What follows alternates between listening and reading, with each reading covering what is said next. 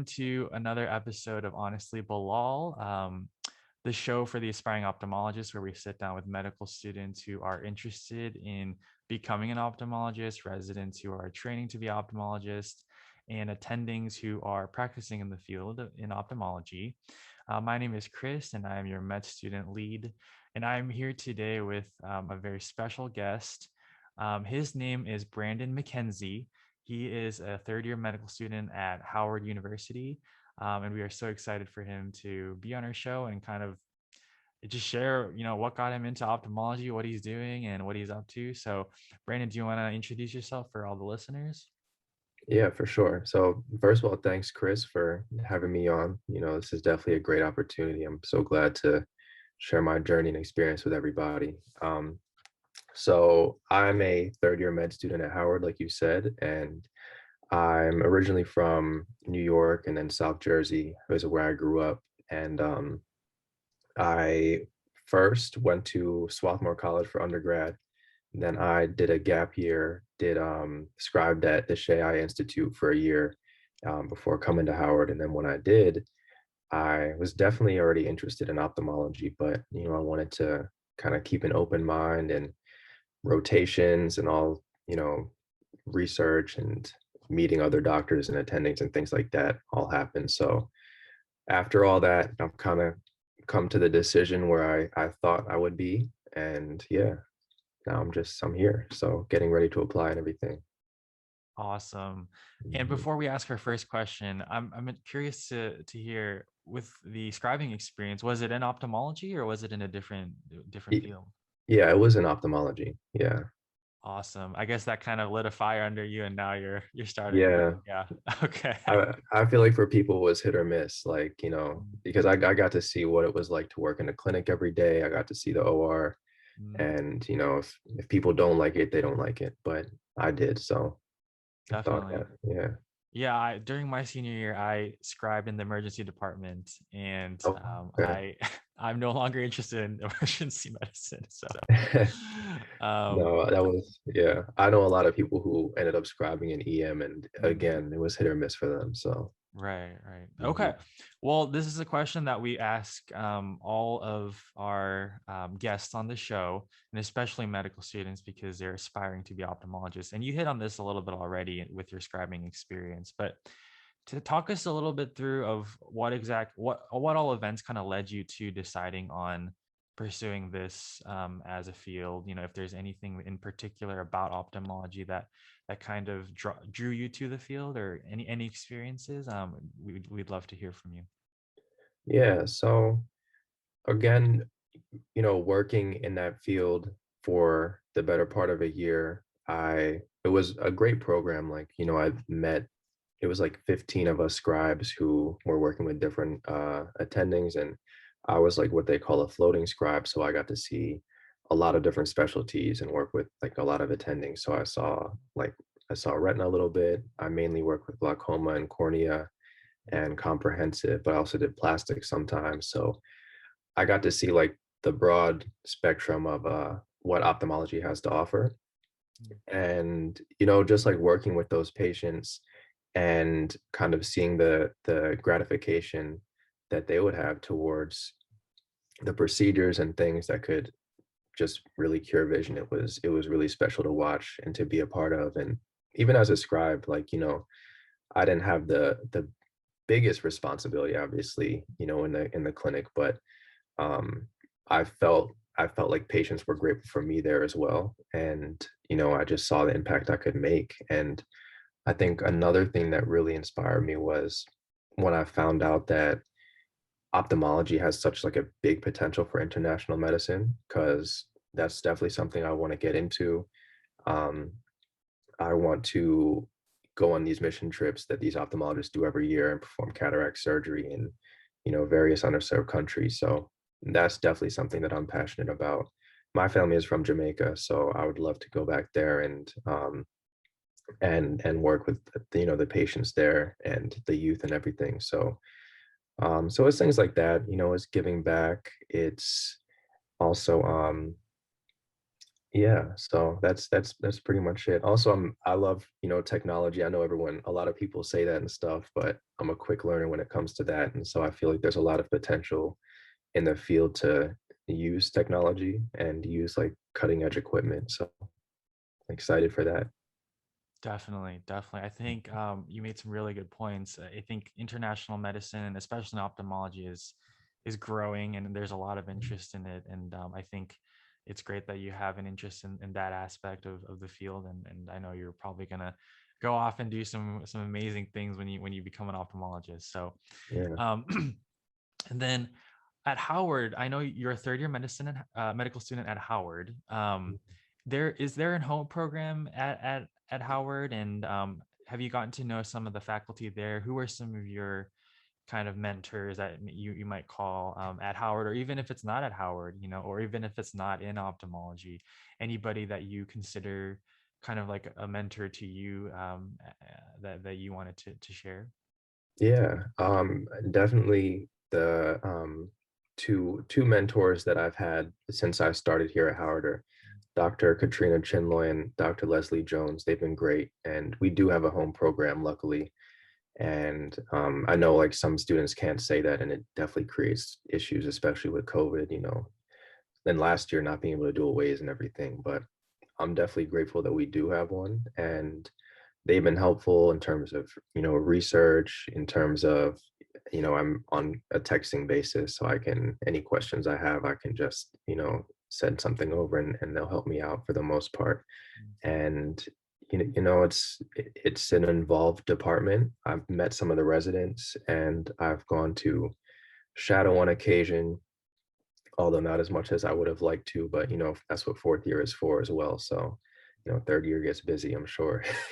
So um but yeah, it's been a growing process. I've gotten to meet a lot of cool people along the path.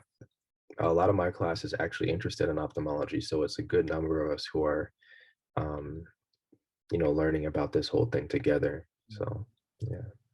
Definitely.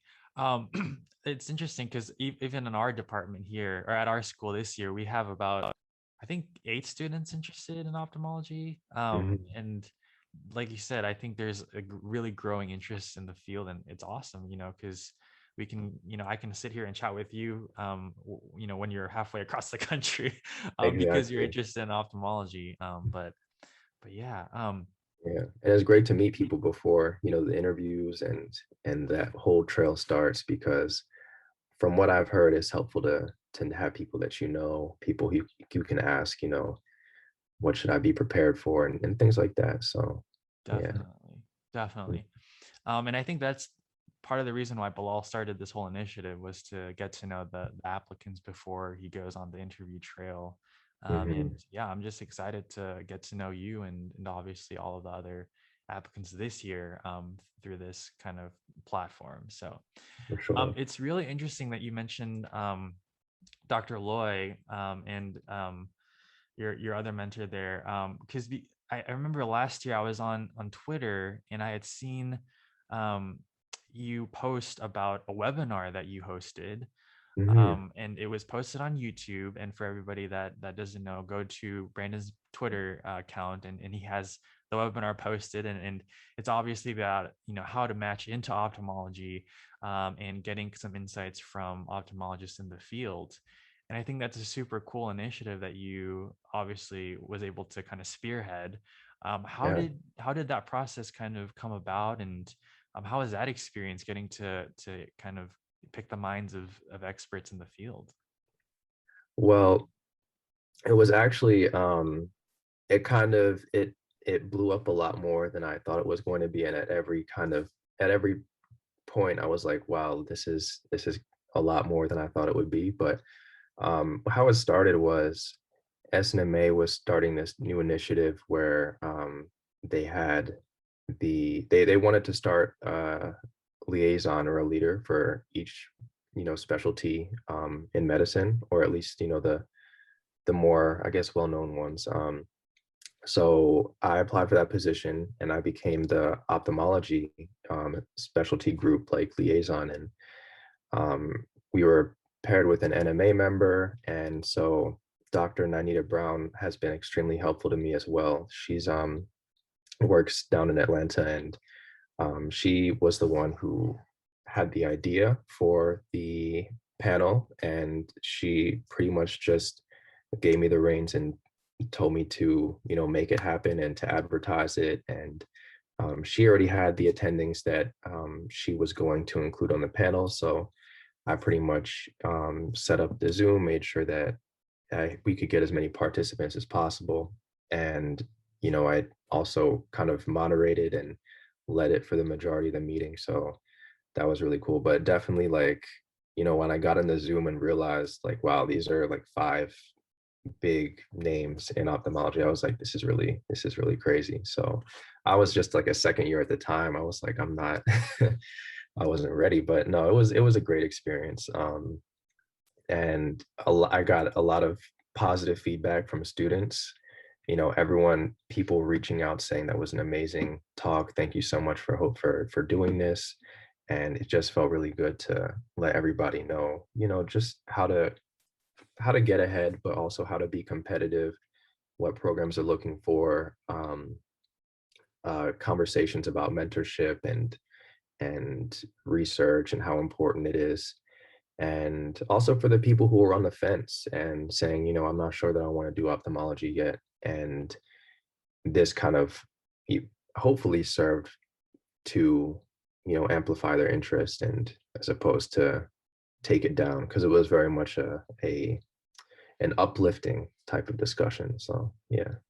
Yes, and I can attest to how great the session was because I've watched it numerous times, Oh, and each time I watch it, I gain something different from the conversations that were had. So I have to I watch think it myself again. right, right, I and hate watching myself, but well, you did an awesome it's all good. job. Thank you. But yeah, that I think that's awesome that you're able to use that platform and kind of disseminate information to applicants that are going to be applying, because it's needed. I think Mhm. there's not a lot of information out there, but the fact that you're trying to help us applicants out, I think it was a great initiative, and obviously very very helpful information for everybody. um, Definitely. but I think switching gears just a little bit. So I know that there's a lot of kids that are interested in ophthalmology, and we're all trying to join the amazing field that is ophthalmology. Are there any specific fields that you're kind of interested in currently, whether it's glaucoma or retina or cornea, or are you kind of going in not knowing what you want to do? And that's perfectly fine, because when I entered medical school, I had no idea what I wanted to do, and here I am trying to study about the eye. But I'm curious if you had a specific interest, or if you're just kind of going in, not knowing what you want to do.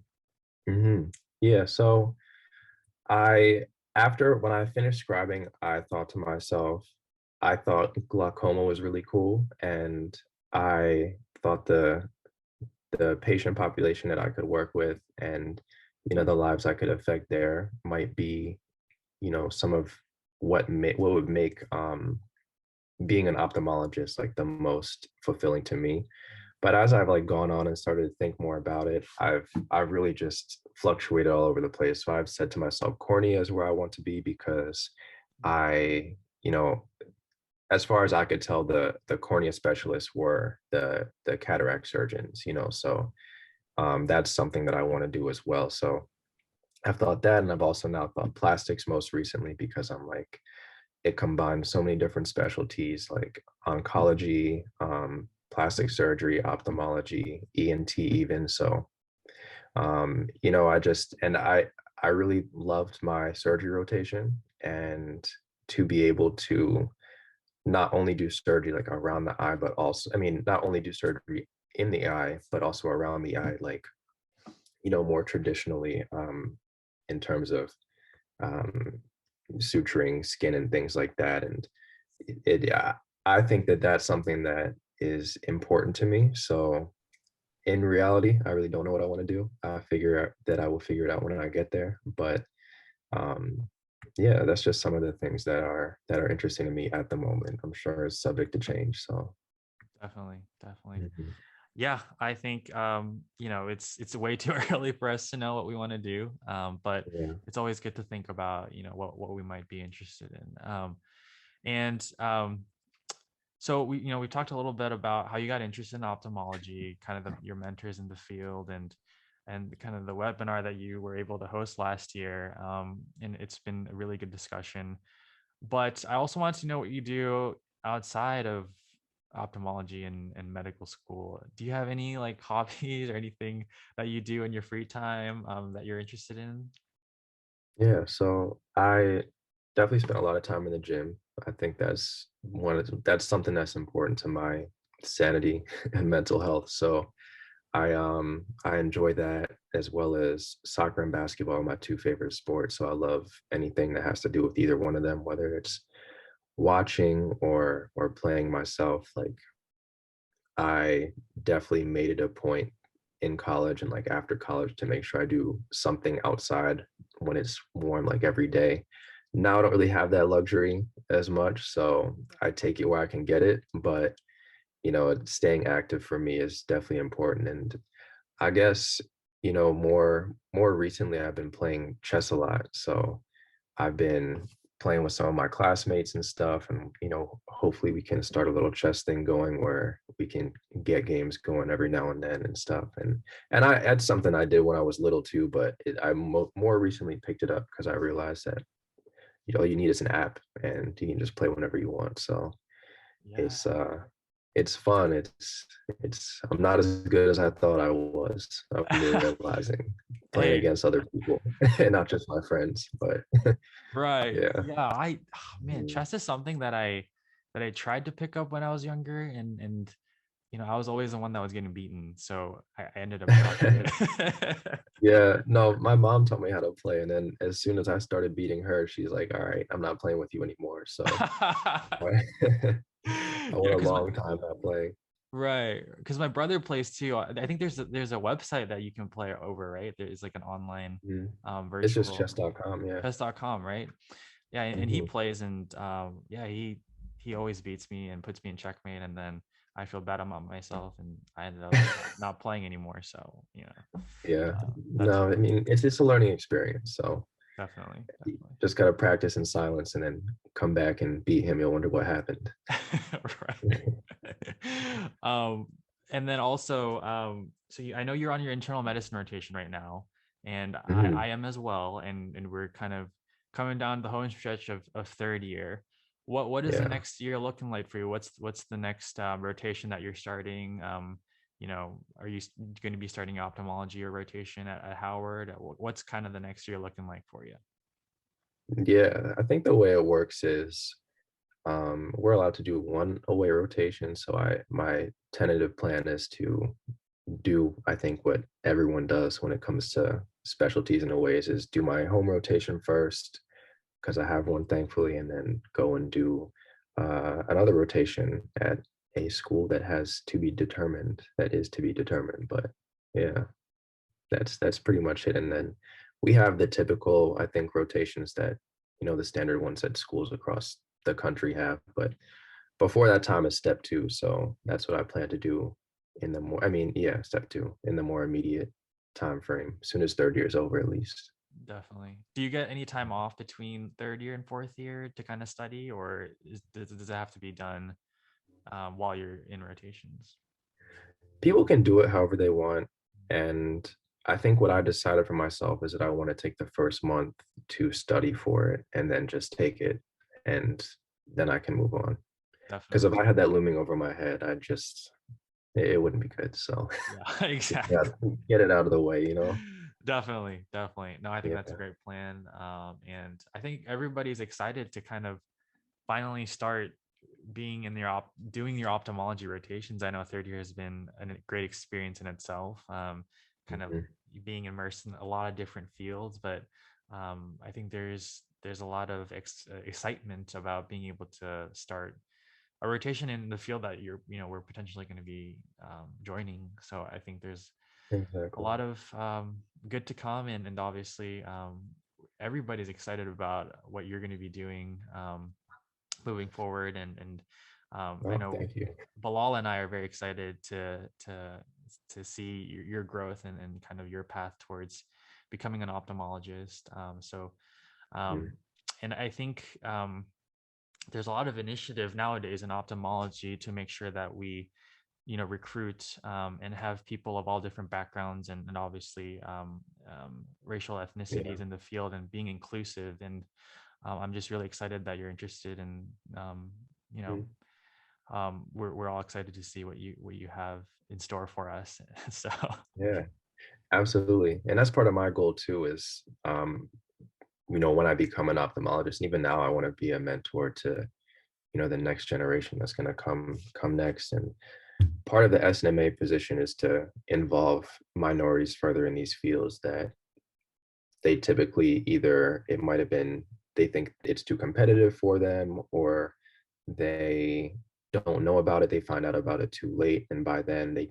haven't done the proper things like get the research and things like that to be competitive. So yeah, that's part of it, is definitely involving and diversifying the field so that people can, you know, excel and thrive. So definitely. I'm glad that you guys have this platform where you can shed light on students like me, so we can kind of share what we've been going through and what we're working on. Right. Definitely a great opportunity. Yeah. Right. Yeah, man, we're just here to help each other out. And we just want to make sure that people hear voices and stories that may not be able to be heard otherwise. So yeah, Brandon, thank you so much for spending time with us today. I know you're super busy and you're back home for the weekend in Jersey. Yeah. Yeah. So yeah, I'm sure you could be spending time with your family, but you took time out for us. So we really appreciate it. Absolutely. And yeah, any last thoughts before we kind of close up here? I don't think so. I just again want to say thank you for having me on the show, and I'm glad to share what I've been working on and to meet you as well, Chris. It's been a great time. So Definitely. Yeah, thank you so yeah. much again for joining us. And you can find Brandon on Twitter. And do you have your handle, Brandon? I need to, I don't know if I have that. Um, yeah, I think it's Brandon underscore McKenzie, just my first underscore last name Okay. underscore. Yeah. Okay.